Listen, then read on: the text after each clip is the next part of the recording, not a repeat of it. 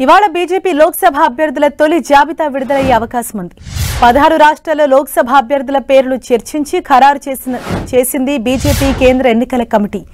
తెలంగాణతో పాటు ఉత్తరప్రదేశ్, పశ్చిమ బెంగాల్, ఛత్తీస్గఢ్, కేరళ, మధ్యప్రదేశ్, రాజస్థాన్, గుజరాత్, ఉత్తరాఖండ్, అసోం, గోవా, జమ్మూ కశ్మీర్, ఢిల్లీ సహా పలు రాష్ట్రాల అభ్యర్థుల ఎంపికపై సీఈసీలో చర్చ జరిగింది.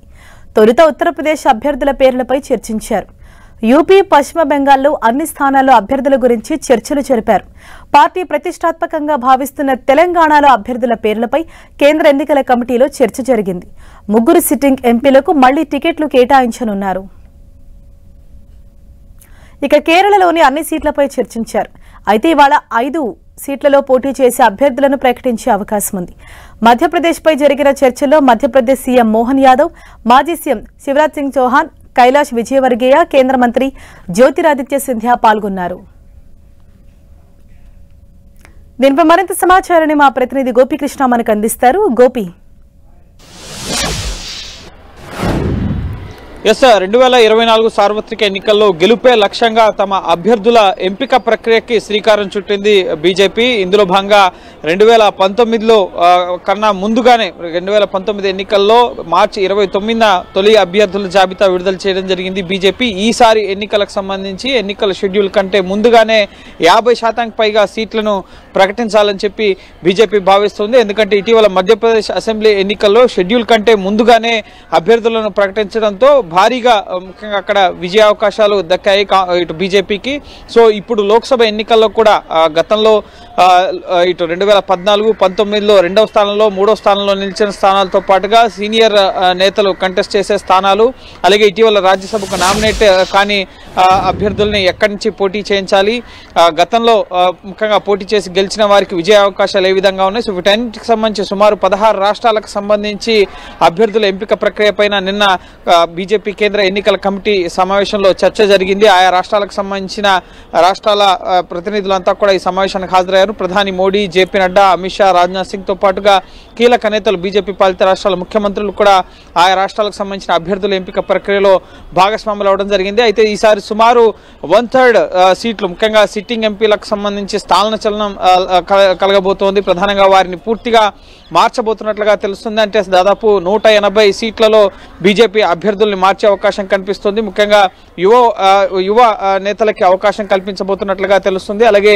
వయోభారంతో ఉన్న నేతలు, అలాగే వారి పనితీరు ఆధారంగా కూడా సిట్టింగ్లకు మళ్ళీ వారికి సీట్లు కేటాయించాలా లేదా అన్న అంశానికి సంబంధించి కూడా నిన్న ఇటు కేంద్ర ఎన్నికల కమిటీ సమావేశంలో చర్చ జరిగింది. సో మెజార్టీ సుమారు 250కి పైగా స్థానాలకు సంబంధించి నిన్న సుదీర్ఘంగా ఇటు బీజేపీ కేంద్ర ఎన్నికల కమిటీ సమావేశంలో చర్చించడం జరిగింది. తెలంగాణకు సంబంధించి కూడా 3 సిట్టింగ్ స్థానాలని వారికే కేటాయించాలని చెప్పి నిర్ణయించడం జరిగింది. సికింద్రాబాద్, అలాగే Karimnagar, Nizamabad.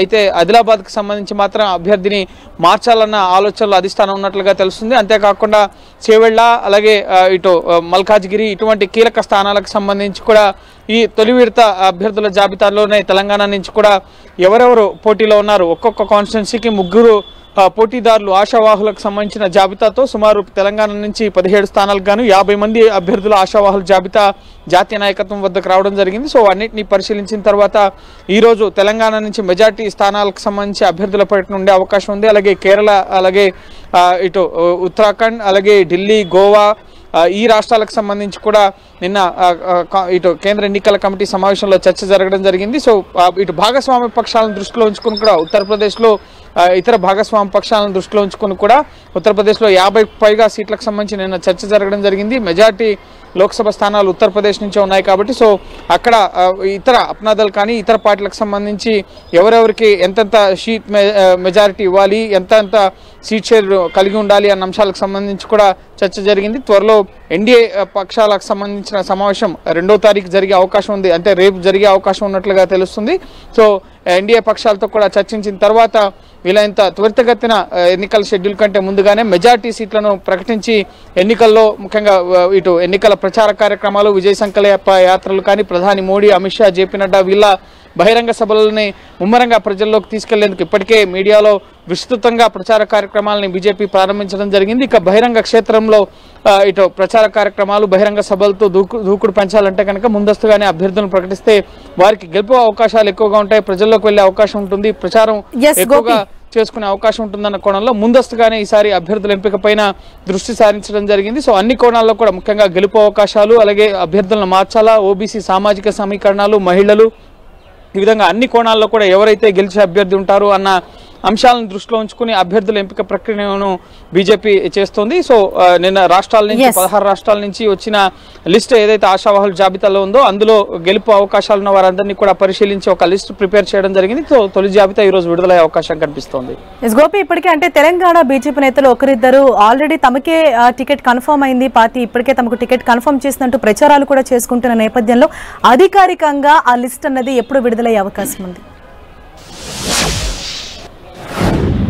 Yes, central election committee ఖరారు చేసిన అభ్యర్థుల జాబితాకి బీజేపీ పార్లమెంటరీ బోర్డు ఆమోదం తెలపడం జరుగుతుంది. ఆమోదం తెలిపిన తరువాత అధికారికంగా ఇటు ఢిల్లీ నుంచే ఈ అభ్యర్థుల జాబితా అనేది ప్రకటించడం జరుగుతుంది. క్షేత్రస్థాయిలో ఎవరికి వారు తమకు సీట్ వస్తుంది అన్న ధీమాను వ్యక్తం చేసినప్పటికీ కూడా జాతీయ స్థాయిలో ఎలక్షన్ కమిటీ ఫైనల్ చేసిన లిస్ట్ ని పార్లమెంటరీ బోర్డు అత్యున్నత స్థాయి నిర్ణాయక మండలి బీజేపీలో సో పార్లమెంటరీ బోర్డు ఆమోదం తెలిపిన తర్వాత ఆ జాబితా ఢిల్లీ కేంద్ర కార్యాలయం నుంచి విడుదలవడం జరుగుతుంది. సో తెలంగాణలో చాలా మంది ఆశావాహులు ఉన్నారు.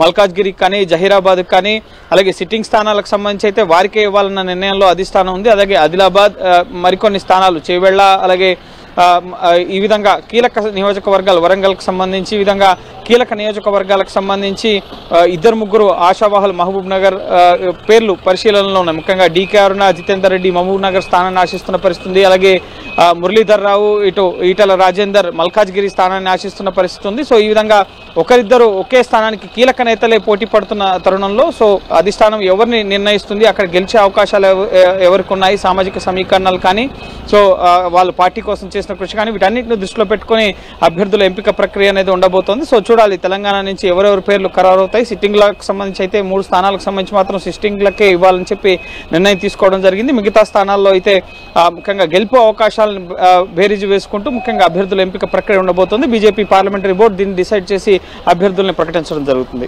Thank you Gopi.